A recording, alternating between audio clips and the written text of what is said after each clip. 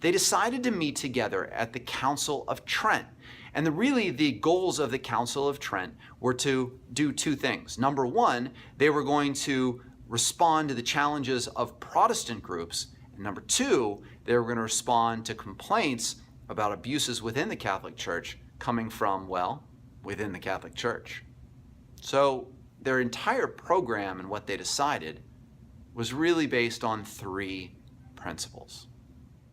Now, just so you understand, this council met for a very long time. Intermittently, they met between 1545 and 1563, and in the end, they decided, first of all, that they were going to address Catholic doctrine, Catholic dogma, the beliefs of the Catholic Church. And their solution to this was really very simple. They weren't going to change them. That Catholic belief, having been established for 1,500 years, was correct. That salvation involved both faith and good works. There were 7 sacraments that needed to be followed. And they also affirmed that authority in religious matters comes not only from the Bible, but also from the collected writings and understandings and everything else produced by the Catholic Church and Catholic thinkers for the last 1,500 years. So they didn't give any ground to the Protestants on the doctrine side.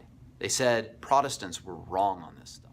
The second thing addressed by the Council of Trent was abuses within the Catholic Church. Now, these were the things that really started Reformation efforts, the fact that there were things going on which didn't seem quite Catholic. And the Catholic Church readily admitted that there were problems. And so they made a series of reforms within the church to change some of the practices of the people within the church. For example, they outlawed the practice of simony, of buying church offices. They reinstituted and reemphasized celibacy within the priesthood, which had really kind of gone away during the Middle Ages and the Renaissance and gotten pretty ugly. They reaffirmed the sale of indulgences, but they spoke out against the abuse of the sale of indulgences. In other words, using them as a tool to raise money. And they instructed that the illiteracy of the priests was going to be addressed. Priests needed to be educated and literate and be able to really do their job in an educated way. In terms of reform within the church, they really did make a lot of steps in terms of trying to rein in a lot of the things which had been giving the Catholic Church a bad name for a few centuries now. And finally, the Council of Trent had to take action in order to put forth these reforms. And really, their actions were all about trying to root out what they saw as heresy. So, number one, they created the Jesuit order.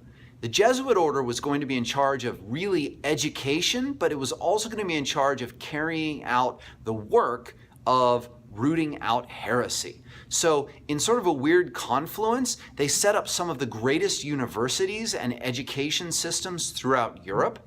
They go about conversion efforts in areas of the world which were being colonized, especially by the Spanish and the Portuguese.